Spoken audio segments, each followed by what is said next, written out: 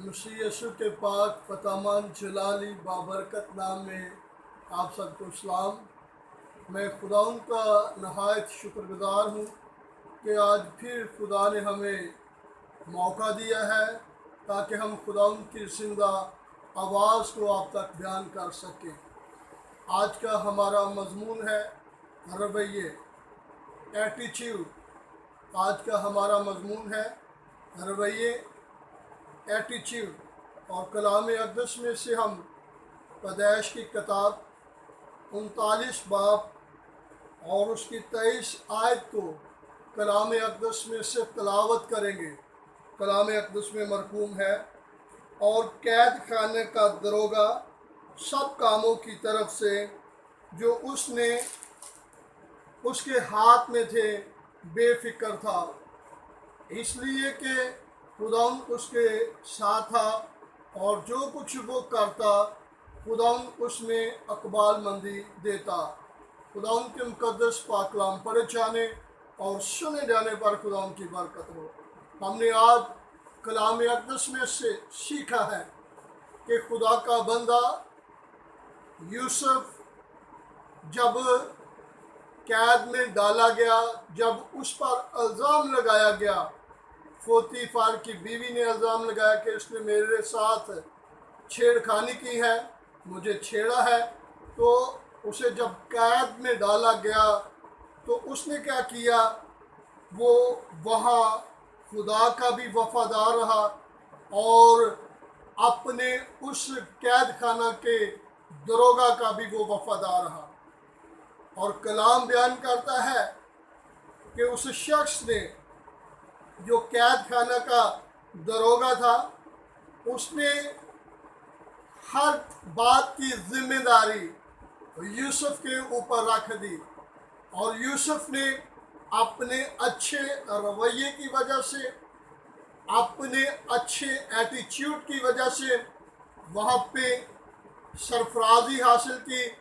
दो चीज़ें यहाँ पे नज़र आती है। नंबर एक, वहाँ पे जो दरोगा था उसके साथ वफादार था।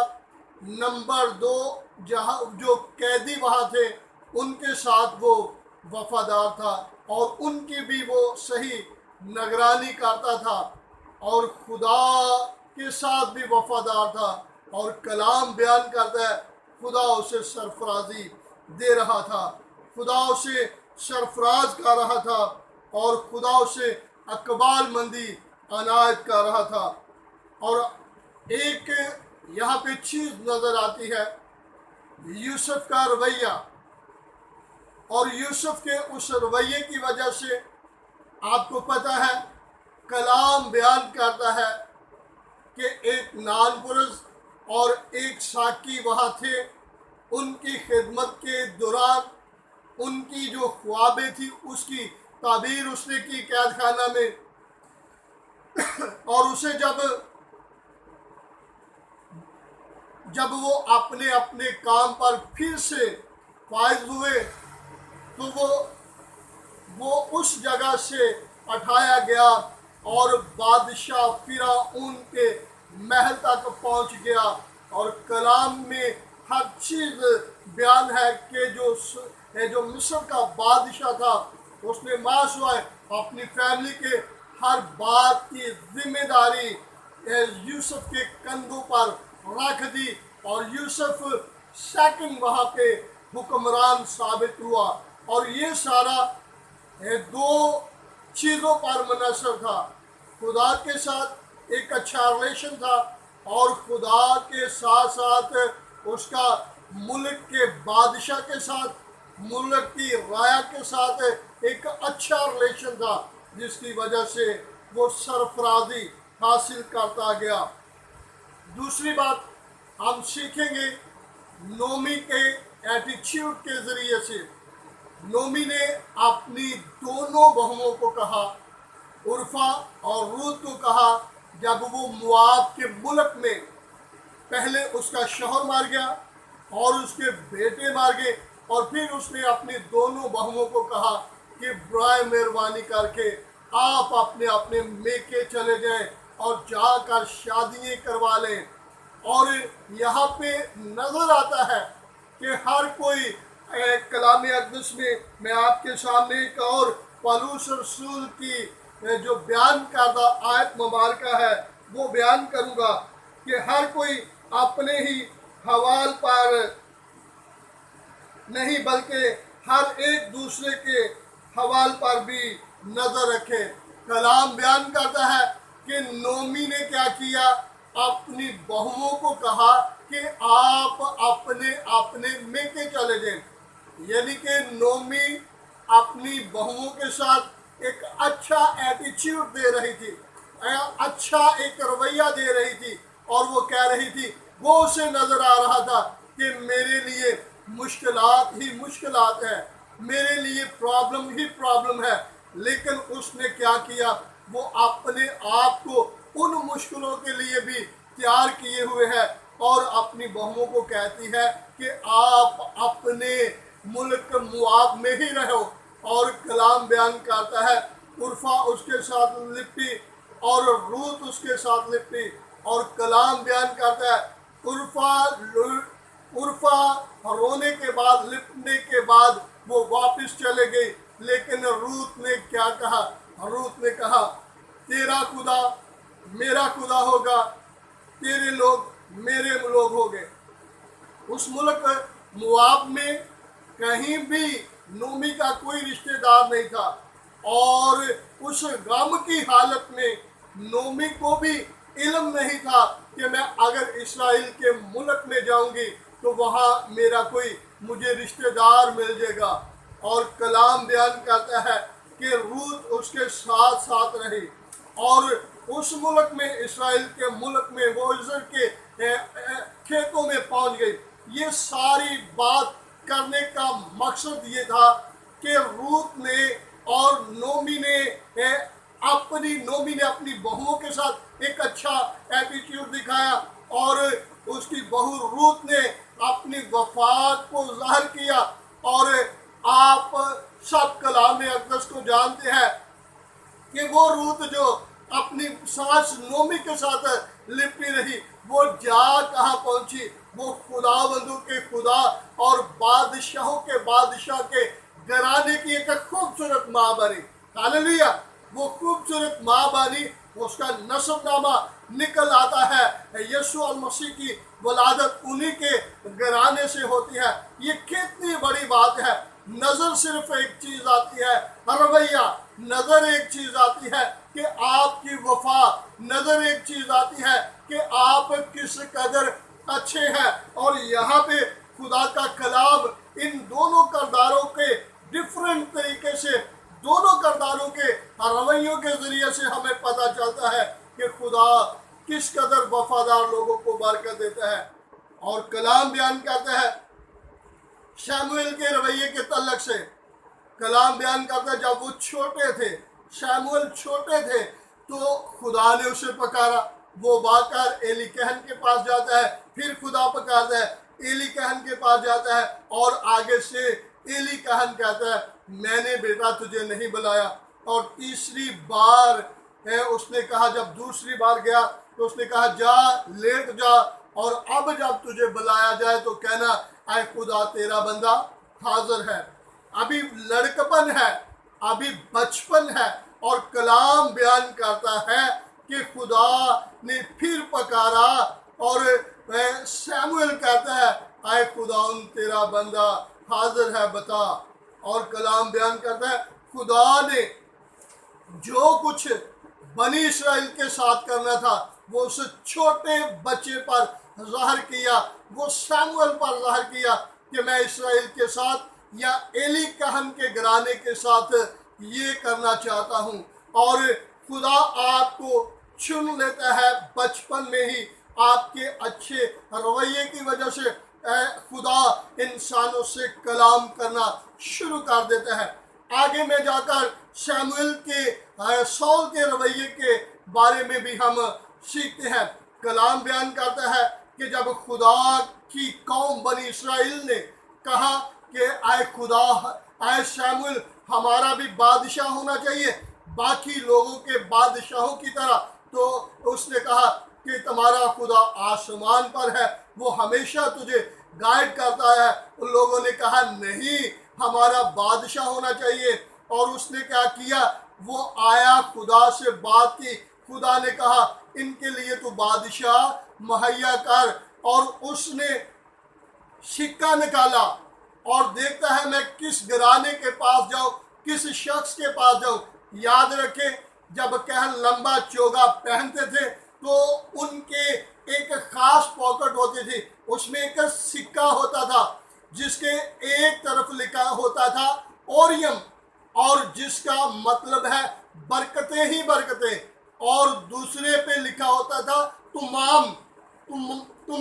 تمیم لکھا ہوتا تھا جس کا مطلب ہے لانتے ہی لانتے۔ اور جب اس سکے کو اس نے پھینکا تو بنیامین کے قبیلے کا سکہ نکلا، پھر سول کے گھرانے کا سکہ نکلا، پھر سول کا سکہ نکلا۔ اور کلام بیان کرتا ہے سول کو جب پتہ چلا کہ مجھے اسرائیل کا بادشاہ بنایا جا رہا ہے، وہ بھاگا وہاں سے اور اسباب میں جا کر چھپ گیا اور لوگ ڈھونڈتے ہیں لیکن نہیں ملتا۔ پھر لوگ ساموئیل کو کہتے ہیں کہ ساموئیل اے بزرگ، ہمارے لیے کوئی اور کسی کو بادشاہ مقرر کر دے۔ ساموئیل نے کہا ہم سول کو مخصوص کرتے ہیں۔ جب سول کو ڈھونڈ کر لے کر آئے تو کلام بیان کرتا ہے سول سب لوگوں سے اونچے قد کا شخص تھا، ریڈ کلر کا تھا اور بڑا خوبصورت تھا۔ اور اس کی خوبصورتی دیکھے، اس کے قد و قدامت کو دیکھے اور اس کے انکار کو دیکھے کہ وہ بادشاہ بننے سے وہ کترا رہا ہے اور جا کر اسباب میں چھپ گیا ہے۔ اور پھر اسے جب بادشاہ بنایا گیا، اب آگے آ کر ہم ایک اور رویے کی طرف دیکھتے ہیں، داؤد کے رویے کی طرف دیکھتے ہیں۔ کلام بیان کرتا ہے جب فلسطین اسرائیل پر چڑھے اور جاتی جلیت نامی شخص آ کر بنی اسرائیل کو للکارتا ہے اور بنی اسرائیل کو بار بار کہتا ہے کہ تم چھوٹے ہو، تم چوہے ہو اور میرے ساتھ لڑنے کے لیے تم میں سے کوئی جوان نہیں ہے۔ اگر تم کسی نوجوان کو بھیجو تو اگر وہ میرے ساتھ لڑے گا تو اگر مجھے قتل کر دیا تو ہم تمہارے آگے تمہارے غلام بن جائیں گے، اور اگر ہم نے اسے قتل کر دیا تو اسرائیل ہماری غلامی کرے۔ اور جب داؤد اپنے باپ کی بکریوں کو چھوڑ کر اپنے باپ کے کہنے پر اپنے بھائیوں کو کچھ کھانے کے لیے دینے گیا تو کلام بیان کرتا ہے پھر جاتی جلیت باہر نکلا، اس نے پھر وہ للکارا، اور للکاری جب داؤد کے کانوں پر پہنچی تو داؤد کہتا ہے یہ جاتی جلیت ہوتا کون ہے جو خدا کے لوگوں کی تکفیر کرے؟ اور کلام بیان کرتا ہے یہ جرت سے بھر گیا کہ اس کی جرت کیسی ہے، یہ خدا کے لوگوں کی تکفیر کرے۔ اور یہ باتیں خدا کے بادشاہ تک پہنچی، اور بادشاہ سول نے کہا کیا تو اسے قتل کر سکتا ہے؟ اس نے کہا ہاں، میرے باپ نے مجھے بکریاں دی ہیں، اور جب میری بکریوں میں سے، جب میری بیڑوں میں سے کوئی شیر یا رچھ میری بیڑوں کے کسی بچے کو اٹھا کر لے جاتا تو میں اس کے پیچھے جاتا، اس کی داڑھی کو نوچتا اور اس کے جبڑوں کو توڑتا، اور توڑ کر میں اس بیڑ کے بچے کو، اس بکری کے بچے کو چھڑا کر واپس لاتا۔ اور اس رویے کہتا کہ میں ایسے کرتا تھا اور یہ جاتی جلیت کو میں مار گراؤں گا۔ اور کلام بیان کرتا ہے جب وہ جنگی سامان پہن کر نکلا اس سے چلا نہ گیا، پھر اس نے وہ اتارا اور وہی اپنی کمان لی، وہی اپنی گلیل لی، اس نے کچھ بیٹے اکٹھے کیے اور ایک ہی بیٹے کے ساتھ جاتی جلیت کو مار گرایا، اور اس کے ماتھے پر وہ بیٹا لگا اور اس سے وہ گر گیا، مر گیا، اور اس کی تلوار سے اس کو قتل کر دیا۔ اب داؤد کا رویہ یہ ہے کہ وہ لڑکپن سے خدا کی طرف دیکھ رہا ہے، वो खुदा की तरफ देख रहा है कि मेरा खुदा किस कदर बड़े बड़े काम करने की कुदरत रखता है। और उसने फलस्तियों को आगे भगा दिया। और कलाम बयान करता है कि जब दाऊद फलस्ती जाति जूलियत को कत्ल करके आ रहा था तो लिखा है कलाम अक़दस में, औरतें डपली लेकर नाचती हुई आई और कहने लगी, सौल ने तो हजारों को कत्ल किया पर दाऊद ने लाखों को कत्ल किया। हालेलुया। उसका रवैया देखे, मुस्बत रवैया है। अब उस मुस्बत रवैये की वजह से खुदा की प्लानिंग के तहत वो बनी इसराइल के बादशाह बनने की तरफ उसका सफर शुरू हो गया। और जब वो अपने इस काम को कर रहा था, अपने खुदा के साथ वफादार था, अपनी राया के साथ वफादार था, और खुदा उसे सरफराजी पे सरफराजी दे रहा है, बादशाह बन गया। अब उसके दिल में ख्याल आया कि मैं तो महल में रहता हूँ, मेरा खुदा के घर, मेरे खुदा का घर ख़ैमे में रहता है। उसने सोचा कि मैं खुदाया तेरा घर बनाता हूँ। खुदा ने कहा, तेरे हाथ खून आलूदा है, तू नहीं बल्कि जो तेरे सुलभ से पैदा होगा तेरा बेटा वो मेरा घर बनाएगा। आप गौर कीजिए, ये कितनी बड़ी बात है। तू नहीं, तेरा बेटा है इस तख्त पर बैठेगा और वो मेरा घर बनाएगा। याद रखें हमारा रवैया कैसा होना चाहिए।